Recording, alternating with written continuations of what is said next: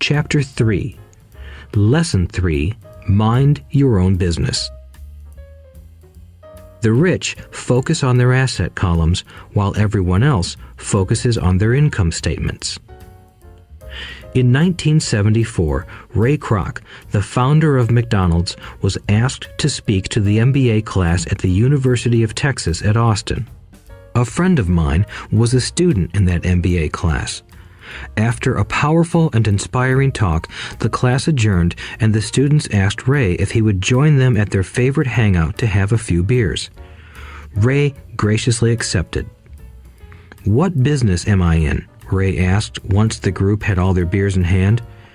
Everyone laughed, my friend said. Most of the MBA students thought Ray was just fooling around. No one answered, so Ray asked again. "What business do you think I'm in?" The students laughed again, and finally one brave soul yelled out, "Ray, who in the world doesn't know that you're in the hamburger business?" Ray chuckled. "That's what I thought you would say." He paused and then quickly added, "Ladies and gentlemen, I'm not in the hamburger business. My business is real estate." As my friend tells the story, Ray spent a good amount of time explaining his viewpoint. In his business plan, Ray knew that the primary business focus was to sell hamburger franchises, but what he never lost sight of was the location of each franchise. He knew that the land and its location were the most significant factors in the success of each franchise. Basically, the person who bought the franchise was also buying the real estate under the franchise for Ray Kroc's organization. Today, McDonald's is the largest single owner of real estate in the world, owning even more than the Catholic Church. McDonald's owns some of the most valuable intersections and street corners in America and around the globe. My friend considers this as one of the most important lessons in his life. Today, he owns car washes, but his business is the real estate under those car washes. The previous chapter presented that most people work for everyone but themselves. They work first for the owners of the company, then for the government through taxes, and finally for the bank that owns their mortgage. When I was a young boy, we did not have a McDonald's nearby. Yet my rich dad was responsible for teaching Mike and me the same lesson that Ray Kroc talked about at the University of Texas. It is secret number 3 of the rich. The secret is mind your own business. Financial struggle is often directly the result of people working all their lives for someone else. Many people will simply have nothing at the end of their working days to show for their efforts. Our current educational system focuses on preparing today's youth to get good jobs by developing scholastic skills. Their lives will revolve around their wages or, as described earlier, their income column. Many will study further to become engineers, scientists, cooks, police officers, artists, writers, and so on. These professional skills allow them to enter the workforce and work for money. But there is a big difference between your profession and your business. Often I ask people, "What is your business?" And they will say, "Oh, I'm a banker." Then I ask them if they own the bank, and they usually respond, "No, I work there." In that instance, they have confused their profession with their business. Their profession may be a banker, but they still need their own business. A problem with school is that you often become what you study. So if you study cooking, you become a chef. If you study the law, you become an attorney. And a study of auto mechanics makes you a mechanic. The mistake in becoming what you study is that too many people forget to mind their own business. They spend their lives minding someone else's business and making that person rich. To become financially secure, a person needs to mind their own business. Your business revolves around your asset column, not your income column. As stated earlier, the number one rule is to know the difference between an asset and a liability and to buy assets. The rich focus on their asset columns, while everyone else focuses on their income statements. That is why we hear so often, "I need a raise. If only I had a promotion. I am going back to school to get more training so I can get a better job. I am going to work overtime. Maybe I can get a second job." In some circles, these are sensible ideas, but you are still not minding your own business. These ideas all still focus on the income column and will only help a person become more financially secure if the additional money is used to purchase income-generating assets. The primary reason the majority of the poor and middle class are fiscally conservative, which means I can't afford to take risks, is that they have no financial foundation. They have to cling to their jobs and play it safe. When downsizing became the in thing to do, millions of workers found out their largest so-called asset, their home, was eating them alive.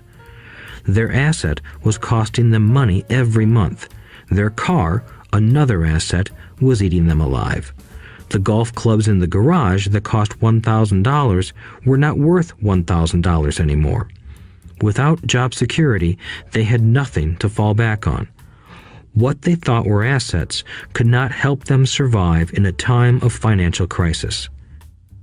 I assume most of us have filled out a credit application to buy a house or a car. It's always interesting to look at the net worth section because of what accepted banking and accounting practices allow a person to count as assets. One day when I wanted a loan, my financial position did not look too good.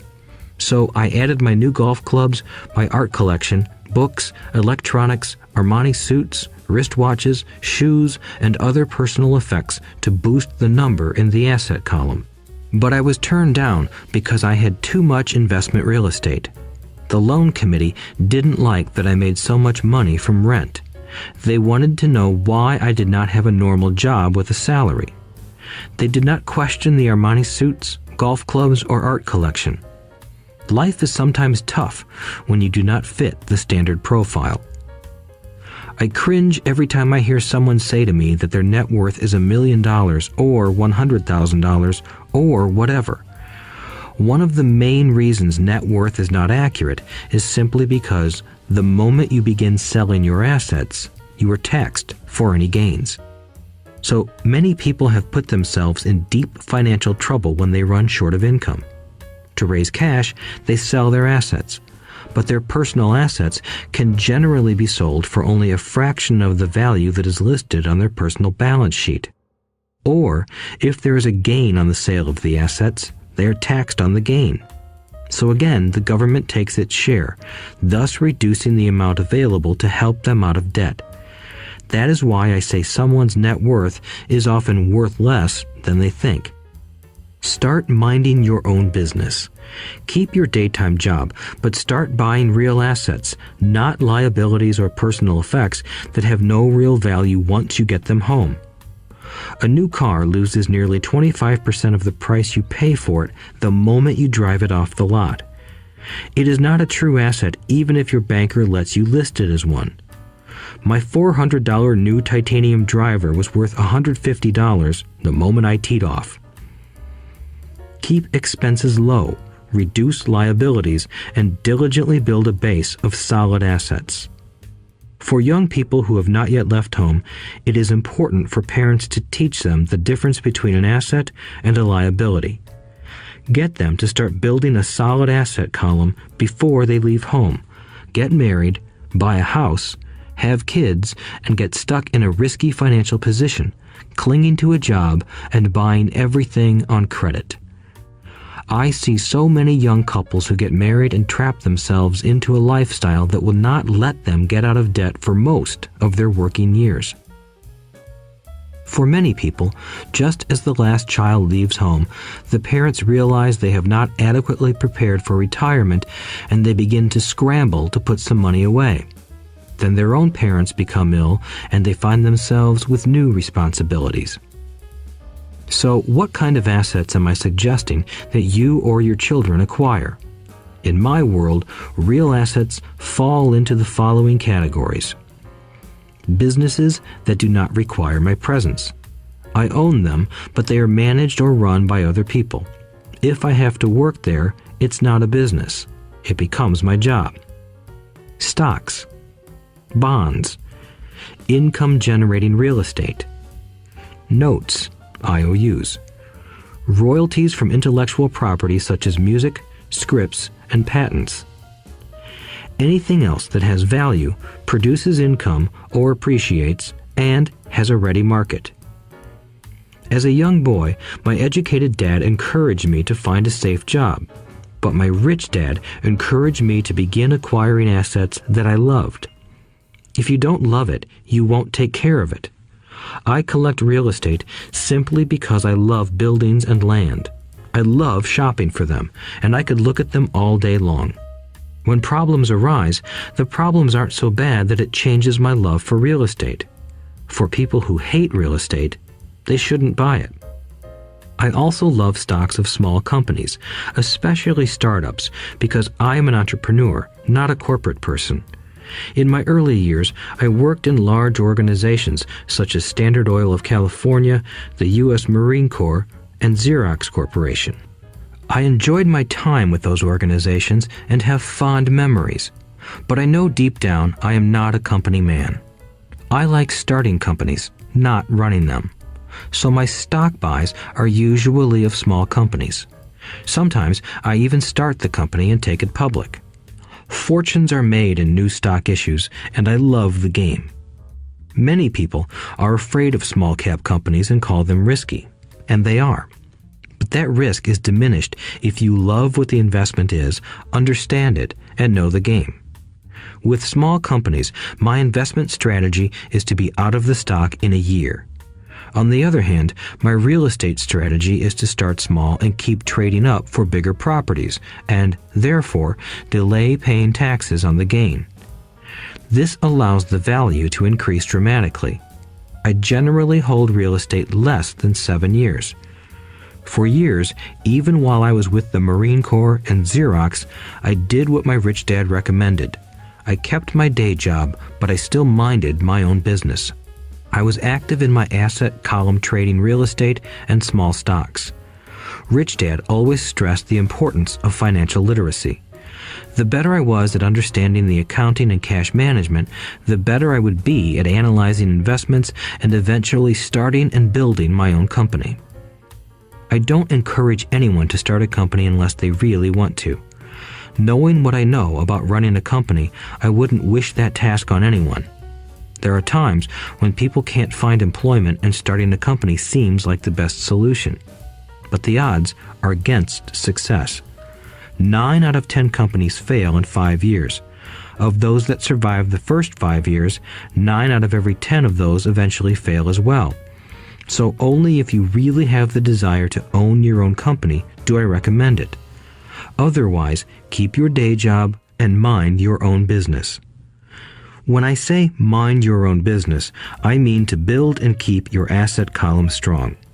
Once a dollar goes into it, never let it come out. Think of it this way. Once a dollar goes into your asset column, it becomes your employee. The best thing about money is that it works 24 hours a day and can work for generations. Keep your day job, be a great hardworking employee, but keep building that asset column. As your cash flow grows, you can indulge in some luxuries. An important distinction is that rich people buy luxuries last, while the poor and middle class tend to buy luxuries first. The poor and the middle class often buy luxury items like big houses, diamonds, furs, jewelry, or boats because they want to look rich. They look rich, but in reality they just get deeper in debt on credit. The old money people, the long-term rich, build their asset column first. Then the income generated from the asset column buys their luxuries. The poor and middle class buy luxuries with their own sweat, blood, and children's inheritance. A true luxury is a reward for investing in and developing a real asset. For example, when my wife Kim and I had extra money coming from our apartment houses, she went out and bought her Mercedes. It didn't take any extra work or risk on her part because the apartment house bought the car. She did, however, have to wait 4 years while the real estate investment portfolio grew and began generating enough extra cash flow to pay for the car. But the luxury, the Mercedes, was a true reward because she proved she knew how to grow her asset column. That car now means a lot more to her than simply another pretty car. It means she used her financial intelligence to afford it. Instead, most people impulsively go out and buy a new car or some other luxury on credit. They may feel bored and just want a new toy. Buying a luxury on credit often causes a person to eventually resent that luxury because the debt becomes a financial burden. After you've taken the time and invested in and built your own business, you are now ready to learn the biggest secret of the rich, the secret that puts the rich way ahead of the pack.